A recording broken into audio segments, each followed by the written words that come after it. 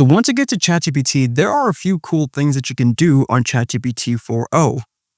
Let's say that you want ChatGPT to recognize an image. What you can do is you can go to the bottom left corner, then select the image icon. Then once you're done selecting your image, you're going to select add in the bottom right corner. So I'm going to ask it, what is this? Question mark, then send. Let's see what it says. So there, this is an image of a cheeseburger with toppings like melted cheese, lettuce, pickles, and ketchup served with fries and a drink in the background. And another thing that you can do with ChatGPT 4.0 is that you can upload documents. And in order to upload documents, you'll go to the bottom left corner, then select the folder icon. So once you've selected your documents, you can ask it many questions as it'll scan the entire document for you.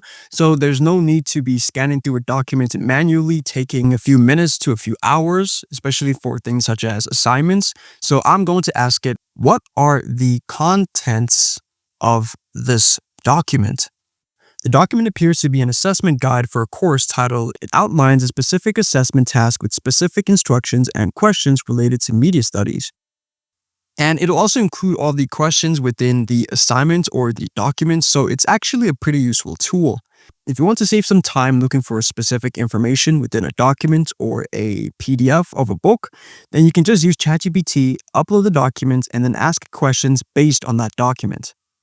And with the ChatGPT 4.0, you can also get advanced voices. So if you want to use your voice instead of texting, then what you can do is you can go to the bottom right corner, then select the voice icon. And there you go.